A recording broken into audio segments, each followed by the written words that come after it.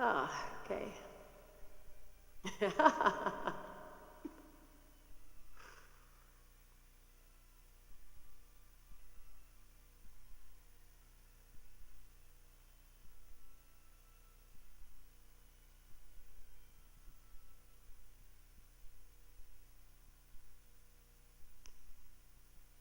There's one thing stronger than all the armies of the world, and that's an idea whose time has come. Victor Hugo said that. There's one thing stronger than all the armies of the world, and that's an idea whose time has come. When we look at the difference between difference makers and difference takers, it's that some people stay seated watching the world go by, and other people get on their feet. Oh yeah, I'm the one that asked for that song today. Because, and I want to thank Susan for pulling it together, because it's one thing to be inspired, it's another to take the fire and actually go into a place of action. It's one thing to go, wow, I feel moved, but then yet not allowing the movement to ever occur. Can I get an amen on that? So what we see between the people that make a difference are the people that get on their feet. They go sign up for something. They go participate. They go get moving. They're like our beloved friend Thomas Jessup that is here from San Francisco, who rides his bicycle. He rides his bicycle all over the coast, 7,000 miles he does. He's 18 years old. Why? You might say, why does he do that? Thank you. Now that you ask me, I'll tell you it's because he wants to draw attention to the judgment of homeless, rather than people getting on their feet and saying, it's unacceptable. It's unacceptable. So people like that get on their feet, or in your case, get on your bicycle. Maybe Helen will be driving across with you with her still legs there. But that's the part. That's the part when you ask yourself, how do I get on my feet and get going? I'm standing in front of you today not because I felt comfortable doing so, but I knew that I couldn't be one more person sitting on the sidelines ruling the world in introverted, silent, what? Give me another word, God, I'm channeling. Help me out, okay? Okay. You cannot rule the world on the sidelines. And we say t-shirt, bumper sticker truths, be the change we wish to see. But that requires us to get on, get up, get out, get going, get moving. Not till everything falls in place. Somebody sent me a sign, I think it was John, that says, he said, I'm getting over my addiction of the hokey pokey. I stopped waiting for everything to turn around and I've just gotten going, I went, I love that. I love that, because if you're waiting for everything to turn around, we'll be seeing you at some other dimension. Because as in our humanity, there is always the thing or the something. It's people that they get on their feet.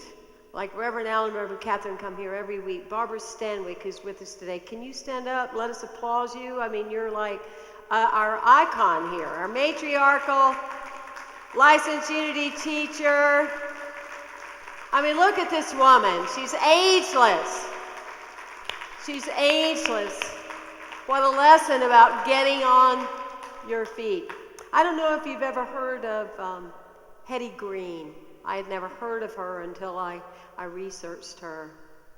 She had quite a reputation in the 1800s, early 1900s. People would observe her. She would literally eat her oatmeal cold because she didn't want to use the warm water that it would cost to make it warm. She didn't want to use the electricity. She would sit in the dark because she didn't want to have to pay the bills. She would be in her stagecoach, they said, and spend an afternoon looking for a 2-cent stamp. that she had. She wore the same outfit all the time. And when her helper would wash her clothes, she would ask them to only wash certain parts so the outfit would last that long. Can you imagine what work that went into that, right? Well, Hetty Green, the interesting thing about her is in 1907, the state of New York actually borrowed $1.1 million from her just to keep them afloat along the way. The other thing is when Hetty Green died in 1916, interesting her name is Green, don't you think? That was probably her first clue, I'm just saying. When she died, she left to her children close to $200 million. In 1916, now compared to now, that would be about $4 billion. Wow. But here's a person that had everything that could be. Not everything that money could buy, because money can't buy a lot of things. But she had a lot of freedom that would go with the possibility of the richness. And here she was in this experience, but never was able to step in the new place of who she had become. Wow. Do you relate to that? Because it's not necessarily where your situation may be one of a financial way, but often we forget how great is our God. How great is our God? Wow! Because of just the riches that we have that are available to us, of the energy that can heal us, the energy that can take a condition and go, ha ha ha, go back to the nothingness from whence you came. I am not adopting you. You are not going to move into my life. That kind of vibration of spirit that allows us to get on our feet and say, here I am, it's a brand new day. This is the day the Lord hath made. I'm rejoicing, I'm glad in it. I'm seeing my past, it is behind me, and I'm stepping into that which I have become.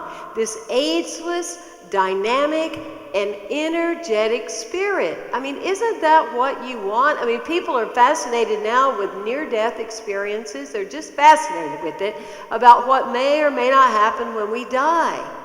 But you know, my passion is more about what's happening while we're living. I'm more interested in not dying while I'm living. How about you? I mean, really. And we are leaders of that magnifying energy. Please, when you're out spreading the good word of unity, let people see that you have energy. No. Or do you, I'll go over there on 46.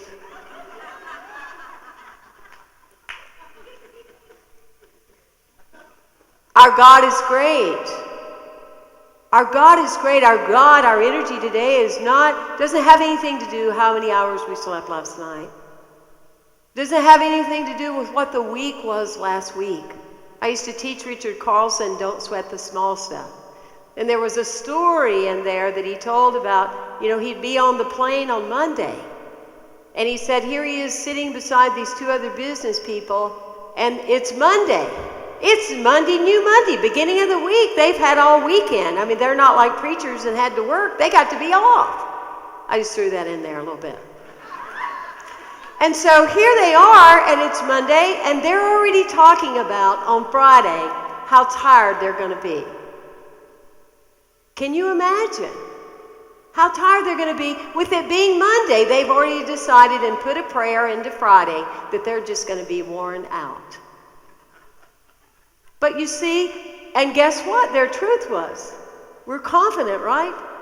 That they were worn out. There you have it.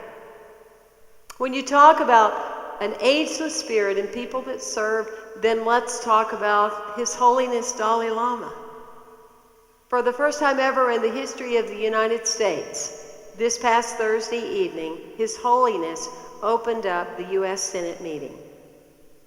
That's worth a clap, don't you think? It's worth a clap. Absolutely. Because of the energy in which he stands. because of serving as a difference maker and the space he holds. And he spoke from his own language, and then he interpreted, and he went on to say that our thoughts create our world. That a mind centered precedes the action. And then he said, if you speak and act from truth, you will know happiness. You will find happiness. Wow. Imagine that energy field going right now across our globe. Across our globe. That's not something that we need to hold as political. That's something we need to know as spiritual opportunity. Imagine leaders operating from the principles of unity and new thought. I can hold that, can't you? I can hold that. I can absolutely hold that. Well, I know some of you, especially you thinking style people, you're trying to figure out what 30-day warranty has to do with this. So I'm going to just go ahead and clear that energy. That's our title for today, 30-day warranty. Well, many of you may not be aware, but just like you know, when you took your new career or your new job, then all the other jobs you'd ever had in your life made sense because you went, oh, okay, that's why I did that one job, is so I could understand now how to do what I'm doing now, right? Well, along the way on my path, I was a used car salesman. Ah, yeah, go figure, right? Don't you go there with that now. Don't you even think about, I hear thoughts, I know, so stop it, okay. So, a used car salesman, well, imagine that. Yes, it was a short-lived career, but it was one that had depth and meaning. One of the things that I observed as this used car salesman in Elberton, Georgia, was I came to realize that of all the customers that I saw, a lot of them weren't that concerned about what make and model that it was. That surprised me. And a lot of them weren't that concerned with how great the radio was. Now that really surprised me, you know. But what they really wanted to be clear about was that used car had a 30-day warranty. Why do you think they wanted to know that? The reason is that more often than not, whatever car and automobile is dressed up, if it has a hidden problem or a hidden resistant, or they put enough cleanser in it that it drives smoothly for about a week, you know, that something's going to occur within that 30-day window and it's going to act out. And then therefore it would be covered and they wouldn't have to incur the expenses. Well, when you think about our own spiritual lives, when you think about us and our humanity, metaphorically, what that says to me is that often we get on our feet, we get all excited. It was the beginning of a new year and we said, wow, I'm going to do this is my list. And we get really going, right? But then the least little thing will come along and it has a different name every year or a different time, and we then go, wow. And then we stopped. The old us starts acting out and we don't follow through with that 30-day window or that commitment. Does that resonate to a couple of you here? Yeah. Okay. So because we talked about last week, we talked about how we hide. We talk about how we when the lights are on us, we go, oh, no, please, I'm not ready. But when we get inspired and we get into a new paradigm of willingness, it is a new paradigm of willingness. And therefore, it's not something that we're used to doing. So what happens is the old patterning of language try to come back, knock on our door, come back, and then get us back into those old ways of being. So, the good news is we can break those patterns, but we want to learn how to outlive those new ideas for more than 30 days. A lot of leaders, a lot of psychologists, a lot of people that study human behavior will clearly tell us if we can just get past so many days, then we've stepped into a new pattern. Are you ready for a new pattern? You are? Okay, so am I. So am I. Because that's it. Great ideas are just lofty, great ideas. But if we don't do anything with them, they're just a great idea. So when we get on our feet and we get going, then we are committed. In Scripture, in Corinthians, Paul talks about this very thing because he talks about the spiritual gifts that we have and the ones that we give. And he says, on the right page, there he is, thank you. He says, now there are a variety of gifts, but the same Spirit. And there are varieties of service, but the same Lord. And there are varieties of working, but it is the same God who inspires them all in every one of us. We are inspired, and therefore the same God that inspires us gives us the potentiality to fulfill that which we are inspired about. It's how can we serve. Rick Warren, in his book Purpose-Driven Life, he talks about two or three different types of serving. One of them, he says, is the serving with your gifts, calling it gift envy. And he said those are people that they feel slighted upon because they think other people have better gifts than them. Right? He says that other people are gift projectors, that they project onto other people the gifts they really have, but they're too afraid to fulfill those, energetically speaking. But there's a third type of person that says they want to practice spirituality, but the world's kind of going on around them. And we have a video to show that kind of person, because I didn't figure we had anybody here today that does that.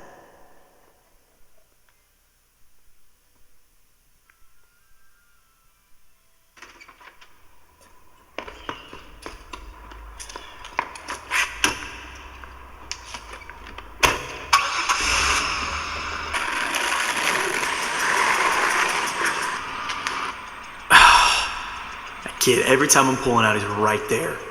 Man, and someone needs to talk to his parents if they're ever at home. What is up with the traffic today? It's always, every day, this intersection's always crowded. I hate pulling out of here. I need some of these dumb roads. Oh, there's... Okay, so I'm not even here. Right. Great lady. The princess of parking. Sure, take the spot. Way to be considerate. Oh, are you kidding me? Unbelievable. Oh. Like he needs more coffee. Thank you, ma'am. Have a great day. It's about time. Let's see, what do I want? Yeah, could I add a cookie to that order? Yeah, no problem. Yeah, no problem, only guy in the world. I'm sure you need your cookies. The world, your oyster, and he's served cookies. Thanks, sir. Thank you so much. What can I get for you? Yeah, I'll have a tall decaf macchiato. Yeah, sure, no problem. $3.85. And it might take a few minutes here. We've got quite a line, obviously, and thanks for your patience. Great. Yeah, great. Great for me. Winning again. Unbelievable.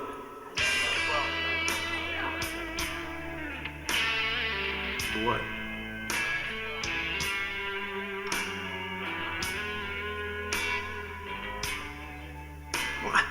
What is...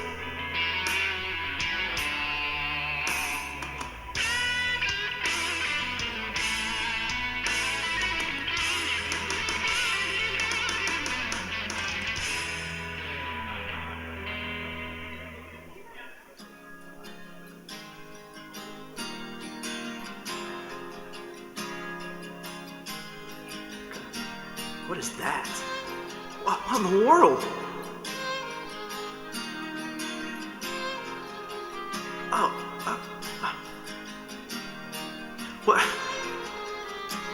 What am I supposed to do? How can I do anything about that? Can I even help with that? I don't... Your coffee, sir. I can't take this anymore. I gotta get out of here. Hey, watch it.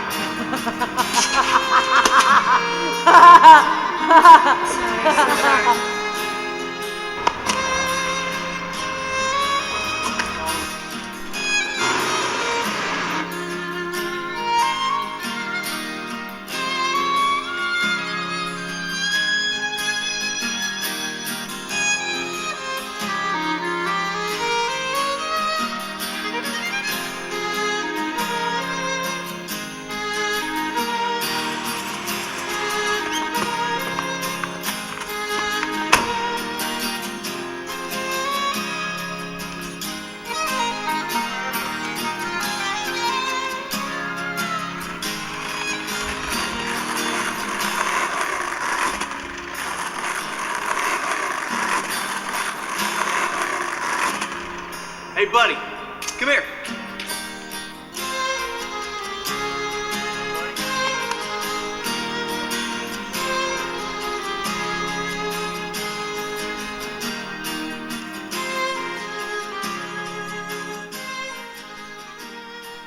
Wow.